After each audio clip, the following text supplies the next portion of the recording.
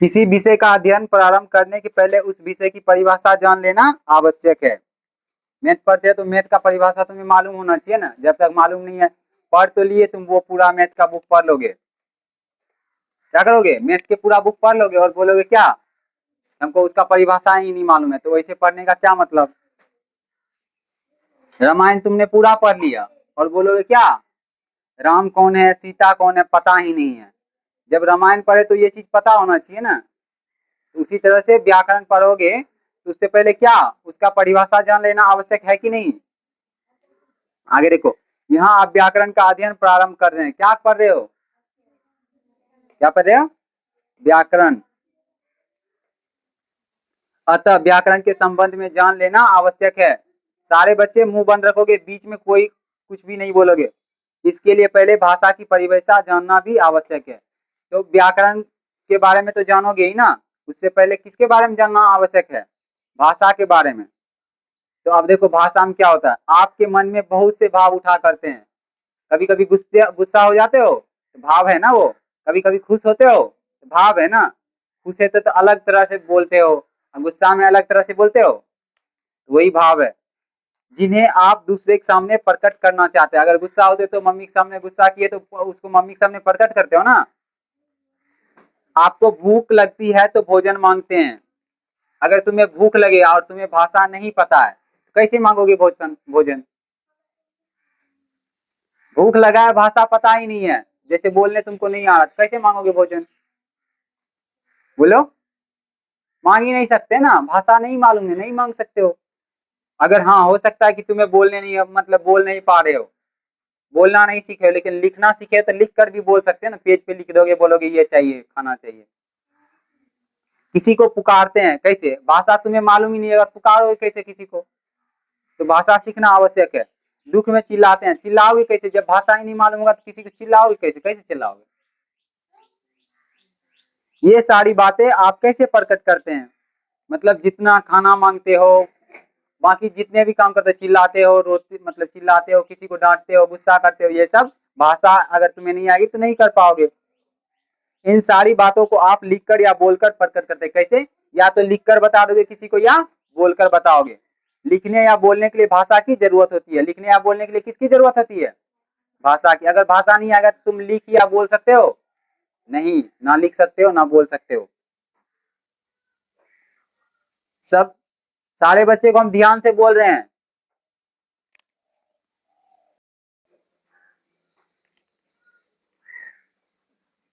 चलो अब बोलेगा क्या, अब बताना किसके बारे में, अब क्या बोलोगे, भाषा।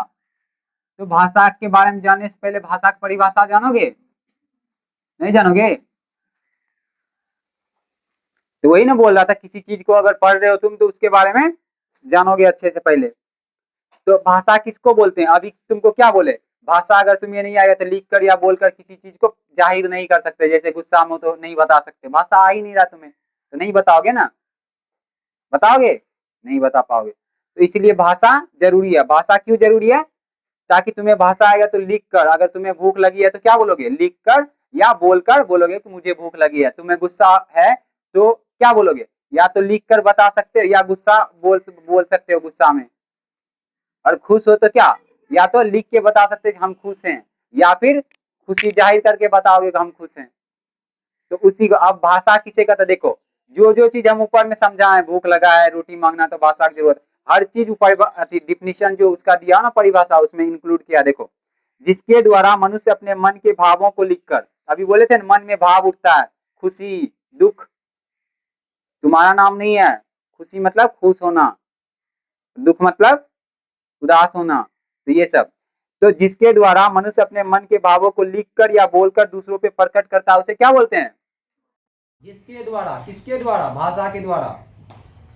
क्या हुआ, जिसके द्वारा मतलब भाषा के द्वारा मनुष्य अपने भावों को लिखकर या बोलकर प्रकट करता है। किसके द्वारा मनुष्य अपने भावों को लिखकर या बोलकर प्रकट करता है, तो उसका परिभाषा देखो। अपने उल्टा सीधा किसी तरह लिख सकते हो, बोलोगे भाषा के प्रयोग करके हम किसी चीज अपने भावों को लिखकर या बोलकर प्रकट करते हैं, हो गया, भाषा की परिभाषा हो गया। या फिर जिसके द्वारा मनुष्य अपने मन के भावों को लिखकर या बोलकर प्रकट करता है, उसे क्या बोलते हैं, भाषा।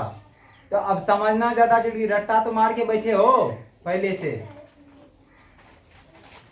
तो भाषा किसी तरह से बोलेंगे, देखो जो चार बोलोगे, भाषा की सहायता से हम लोग किसी अपने मन के भाव को लिख कर या बोलकर प्रकट करते हैं। भाषा की सहायता से हम अपने मन के भावों को किसी दूसरे पर जाहिर करते हैं या प्रकट करते हैं, हुआ। और बोलोगे भाषा की सहायता से हम लोग अपने मन के भाव को, जैसे गुस्सा, खुशी, इन सब चीजों को प्रकट करते हैं, हुआ। तो ये सब हुआ, समझना ज्यादा जरूरी होता है, रटना नहीं।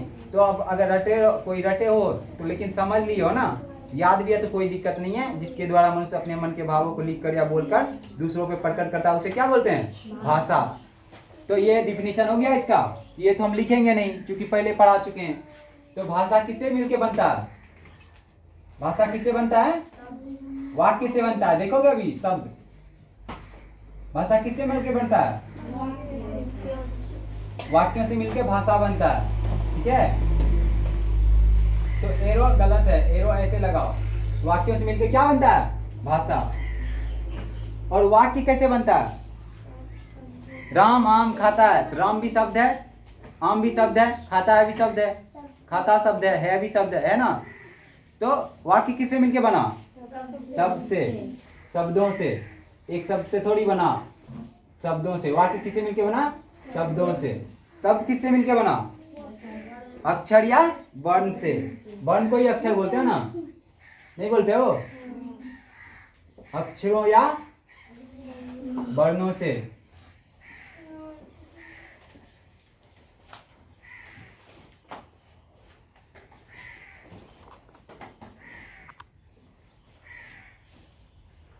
तो भाषा किसे बोलते हो? बोलोगे भाषा की सहायता से हम लोग, या जिसके द्वारा, मतलब भाषा हम तो यही बोलेंगे, हम अपने तरीके से बोलेंगे। किताबी भाषा नहीं बोलना है, किताबी भाषा याद करना। रट्टा मारने वाले तुम लोग, हम थोड़ी रट्टा मारते। तो बोलोगे भाषा की सहायता से हम लोग अपने मन के भावों को लिख कर या बोलकर प्रकट करते हैं या जाहिर करते हैं, हुआ। और भाषा किससे मिलकर बनता है? भाषा किससे मिलकर बनता है? बोली नहीं है मुंह में। भाषा किससे मिलकर बनता है? बोले नहीं बोले अभी, बोले जल्दी। भाषा किससे मिलकर बनता है? वाक्य किससे मिलकर बनता है? शब्द किससे मिलकर बनता है? अब बोलेगा अक्षर का दूसरा नाम क्या होता है? वर्ण होता है। अक्षर का दूसरा नाम वर्ण। वर्ण कैसे? जैसे में वर्ण क्या क्या है? अ आ जितना पढ़े हो, अ से ज्ञ तक जितना पढ़े हो, सब क्या है? वर्ण है। क्या है? अ से ज्ञ तक, ये सब क्या है? वर्ण है। तो बोलोगे वही वर्ण है। अ से ज्ञ तक सारे क्या है? वर्ण है। अब आगे देखो, व्याकरण। तो भाषा, अगर किसी चीज के लिए भाषा सीख रहे हो तो व्याकरण सीखना बहुत जरूरी है। व्याकरण में क्या रहता है? जैसे कि आ और म को जोड़ेंगे तो क्या बनेगा? आम बनेगा। बनेगा? आ और म को जोड़ेंगे तो आम बनेगा। जोड़ कौन रहा है? व्याकरण ही जोड़ रहा है ना, नहीं जोड़ रहा व्याकरण।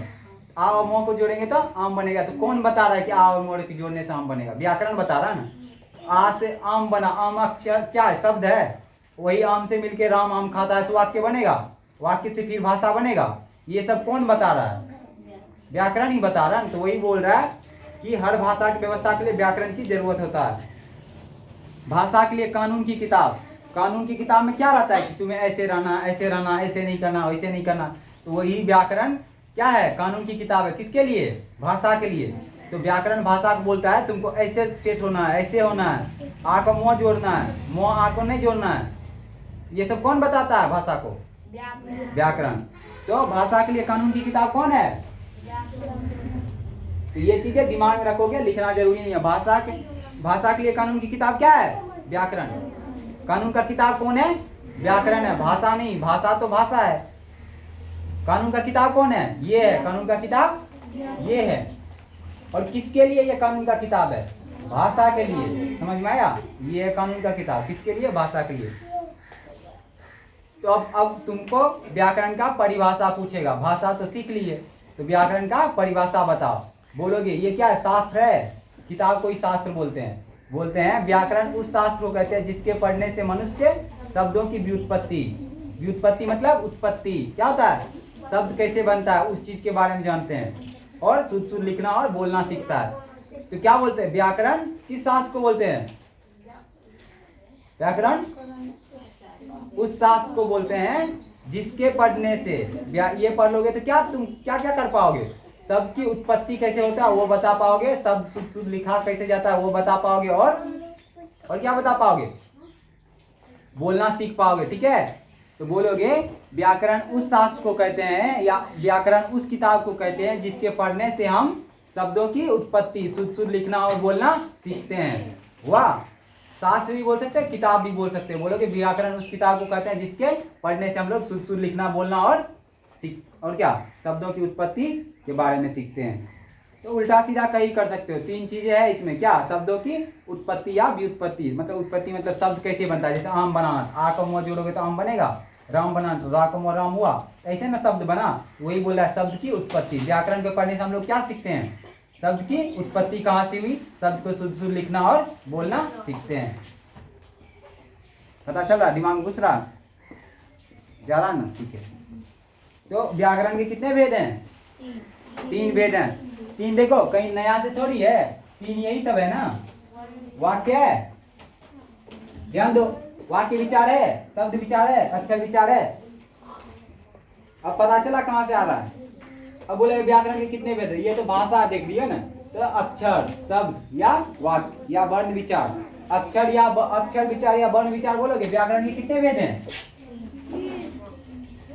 कितने हैं, तीन कौन कौन है,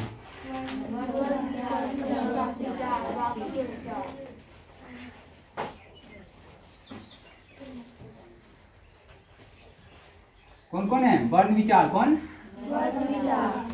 वर्ण विचार को अक्षर विचार बोल सकते हो, बोल सकते हैं अक्षर विचार, वर्ण और अक्षर एक ही है, तो वर्ण विचार और क्या है, शब्द विचार। दूसरा क्या है, शब्द विचार,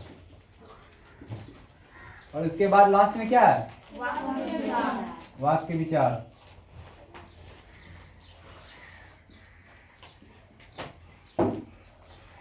यही है वर्ण विचार, शब्द विचार और वाक्य विचार। व्याकरण के मुख्यतः कितने भेद हैं, तीन भेद है। कितने हैं, तीन, पहला, दूसरा, तीसरा। वाह, तीन विचार है। अब तुमसे क्वेश्चन पूछेगा भाषा किसे कहते हैं, तो बोल दोगे, क्या बोलोगे, बोलोगे भाषा के सीखने से हम लोग अपने मन के भावों को लिखकर या बोलकर दूसरे पे प्रकट करते हैं। व्याकरण किसे बोलते हैं, व्याकरण बोलोगे उस किताब या शास्त्र को कहते हैं जिसके पढ़ने से हम लोग शुद्ध शुद्ध बोलना लिखना और शब्दों की उत्पत्ति के बारे में सीखते हैं। और वर्ण विचार क्या है,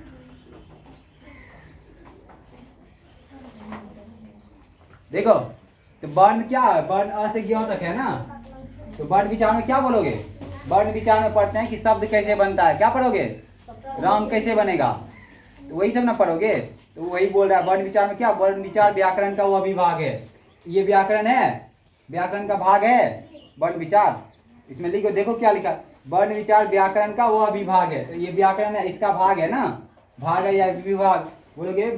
वर्ण विचार व्याकरण का वह विभाग है जिसमें हम लोग, जिसमें अक्षरों या वर्णों, अक्षर या वर्ण, अक्षरों, वर्ण का अक्षर कैसी,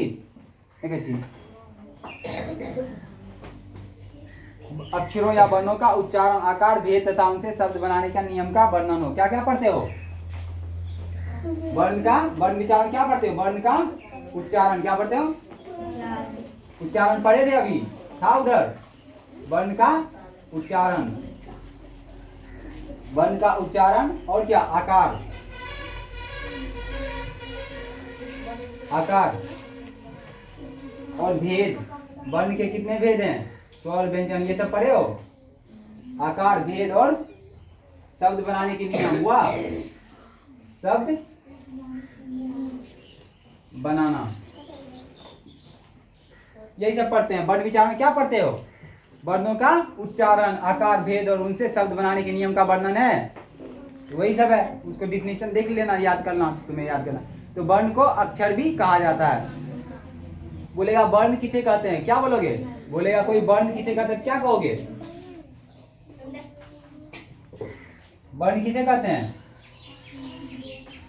बोलोगे भाषा की सबसे छोटी इकाई को क्या बोलते हैं? भाषा की सबसे छोटी इकाई वर्ण है, नहीं है?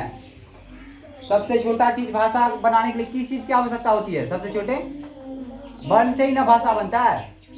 मुंह में लड्डू है क्या? भाषा बनाते हो किससे बनाते हो? रो रहेगा ही नहीं तो राम आम कैसे खाएगा? रो रहता है तभी ना राम आम खाता है कह देते हो। रो नहीं रहेगा तो बताओगे कभी? तो फिर तो वर्ण क्या है? बोलोगे भाषा की सबसे छोटी इकाई। जिस तरह से घर ईंटे से बनता है उसी तरह भाषा किससे बनता है? भाषा की सबसे छोटी इकाई क्या है? सबसे छोटी बोलेगा घर का सबसे छोटी इकाई कौन सा है? ईंट है, छोटी इकाई। भाषा की सबसे छोटी इकाई को क्या कहते हैं? को वर्ण कहते हैं। क्या कहते हैं? वर्ण कहते हैं।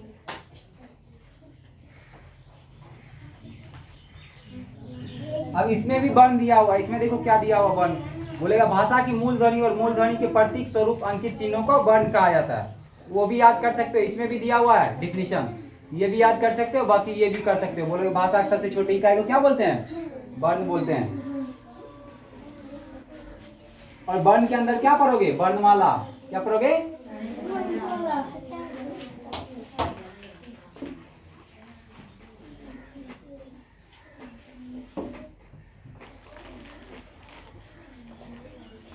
तो वर्णमाला किसे बोलते हैं? क्या बोले? और समझाओ अच्छे से इसको। वर्णों समुदाय को वर्णमाला करते हैं, इसे क्या समझ रहे हो?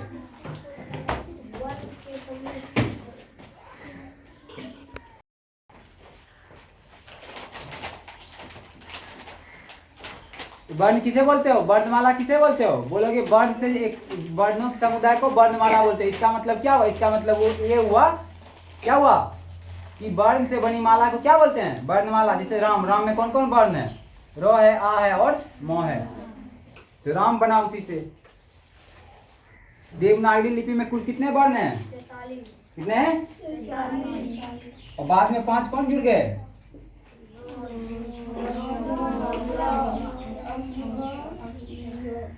तो क्या बोलोगे? 47 कितने हैं? देवनागरी लिपि में कितने वर्ण हैं? 47। बाद में 5 और जुड़ गए। कौन कौन जुड़ा? 5 और? रो, ढ, स्रो और अंस्वा विसर्ग। रो, ढ, स्रो, अंस्वा और विसर्ग, ये 5 और बाद में जुड़ गया। 47 में 5 जुड़ा, कितना हुआ? 52। बोलोगे हिंदी, आधुनिक हिंदी वर्णमाला में कितने वर्ण हैं? 52। वर्ण के कितने भेद होते हैं? कितने वर्ण भेद होते हैं? 2। पहला स्वर वर्ण, क्या होता है? स्वर वर्ण। और दूसरा कौन सा होता है? व्यंजन वर्ण। अभी भी किताब देख के बोल रहे हो, मारेंगे थप्पड़ ठीक ही हो जाओगे।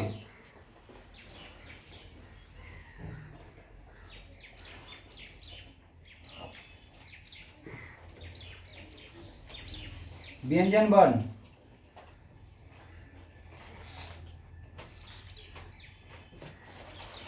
वर्ण के कितने भेद होते हैं?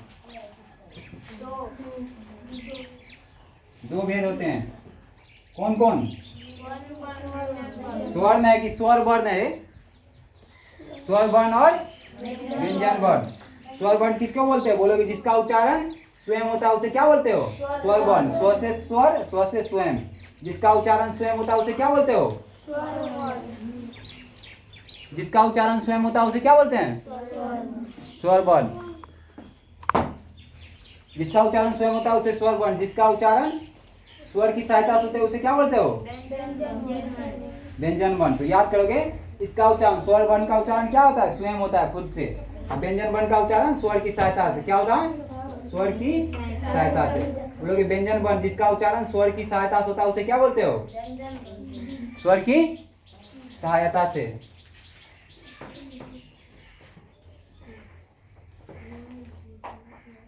स्वर की सहायता से। स्वर वर्ण किसको बोलते हैं? जिसका उच्चारण स्वयं होता है उसे स्वर वर्ण बोलते हैं। जैसे अ आ ई उ ये सब अपने आप बोला जाता है। क बोलते हैं, क में अ आता है, क बोलते तो अ नहीं आता है।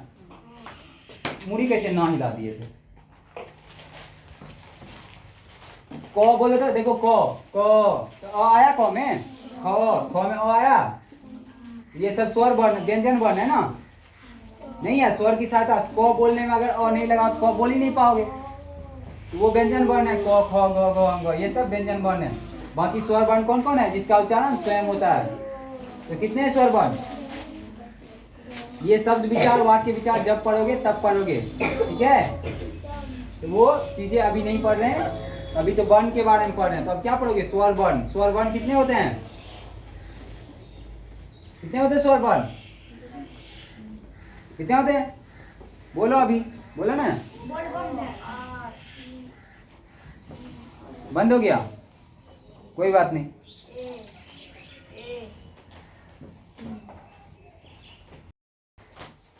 स्वर वर्ण कितने होते हैं?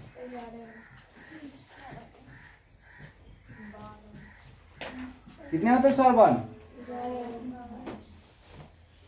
कौन कौन? पूरा पढ़ते जाओगे। आ ई ऊ री और ए ओ। यही है ना स्वर वर्ण। देखो आ बोलते तो किसी की जरूरत नहीं पड़ता है। तो इसमें देखो स्वर वर्ण कितने थे? कितने स्वर वर्ण होते हैं?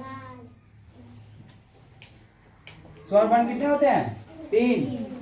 हर्ष स्वर, हर्ष मतलब छोटा होता है, छोटा वाला राउंड करो। ये अ क्या है? हर्ष स्वर। छोटी ई क्या है? हर्ष स्वर। छोटी ऊ क्या है? हर्ष स्वर। री क्या है? ये चारों कौन सा स्वर है? देखो उधर ध्यान से, अ ई उ री, अ ई उ री, ये कौन सा स्वर है? हर्ष स्वर। कौन है ये?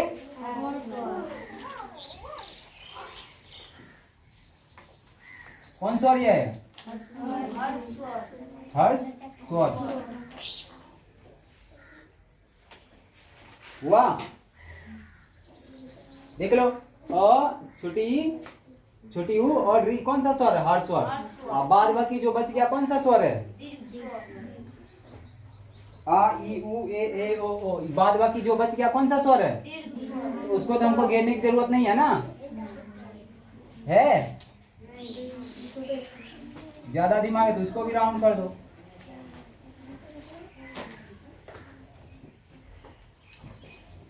ये सब कौन सा स्वर है?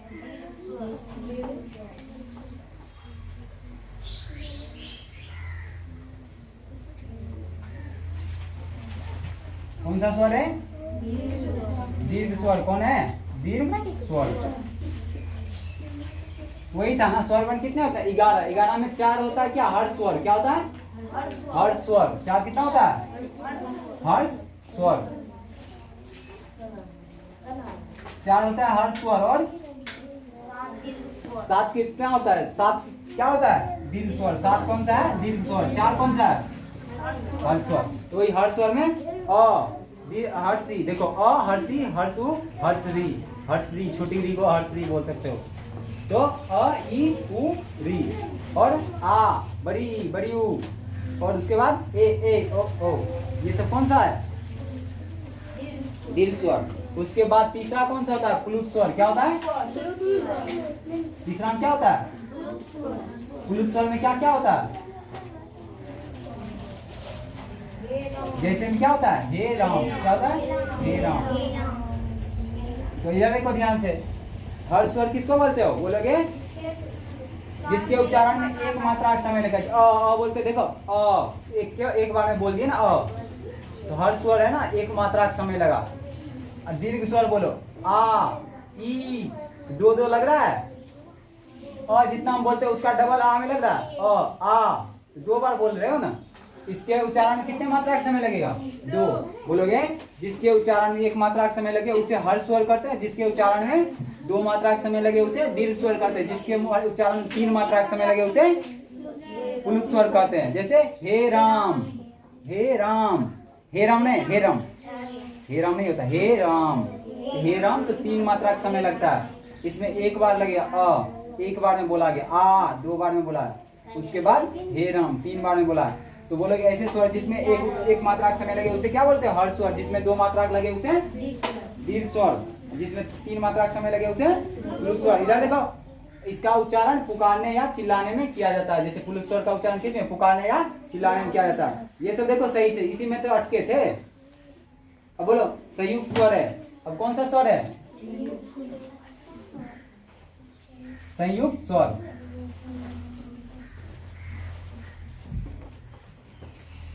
संयुक्त स्वर। संयुक्त स्वर क्या क्या होता है? संयुक्त स्वर कौन कौन होता है? देखो, ए क्या हुआ? ए और ऐ, ओ, औ, अन, अन बोलते हैं इसको, अन, अ। ये सब कौन सा स्वर है? संयुक्त स्वर है। तो बोलेगा ए कैसे बनता है? बोलेगा ए तुमको बनाना, किसको किसको मिला के ए बनाओगे? जो संयुक्त स्वर क्यों बोलते हैं? क्योंकि ये 2 वर्ण से बना। ए कैसे बनता है? अ प्लस ई मिलावट क्या बनेगा? अ प्लस ई मिलावट ए बनेगा। अब बोलेगा ऐ का नाम बनता है ऐ। अ प्लस बड़ी ई मिलावट क्या बनेगा? ऐ। वाह। अ प्लस बड़ी। बोलेगा ओ कैसे बनता है? ओ कैसे बनता है?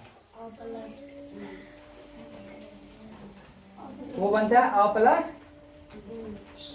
प्लस उ।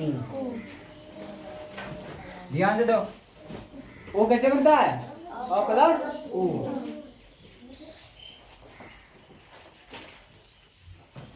औ कैसे बनता है? औरत वाला औ। अ प्लस बड़ी उ। एगो डबल एक का है तो बड़ी उ लगाएंगे। उसके बाद देखो, बोलेगा अंशवा कैसे बनता है? अ प्लस अंशवा कैसे बनता है? अ में अंशवा लगा दोगे क्या बनेगा? अंशवा। अन। अ कैसे बनता है? अ में विसर्ग लगा दोगे क्या बनेगा? अ में विसर्ग लगा क्या बनेगा? ठीक है। इधर देखो ध्यान से, इसको हम यहीं तक रोकेंगे, इसके आगे नहीं ले जाएंगे। उल्लू हो तुम लोग, इसी में लाठी खाने से फुर्सत थोड़ी मिलेगा। इधर देखो, ए इधर ध्यान देखो। बोलेगा तुम्हें ए कैसे बनता है? क्या बोलोगे? अ प्लस ई मिलाते हैं तो क्या बनता है? ए बनता है। ये ए क्या है? संयुक्त स्वर। क्या है ये? क्या है? संयुक्त स्वर। बोलेगा ऐ कैसे बनता है? डबल वाला ए का ना बड़ी ई से बनता है। अ प्लस बड़ी ई कैसे बनता है? अ प्लस बड़ी ई से। ओ कैसे बनता है? अ प्लस उ से। औ कैसे बनता है? अ प्लस बड़ी उ से।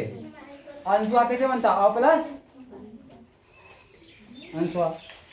और विसर्ग कैसे बनता है? अ प्लस विसर्ग। वही इसमें दिया हुआ है। जैसे ये पढ़ो वैसी पढ़ोगे, बाकी उच्चारण स्थान देखोगे।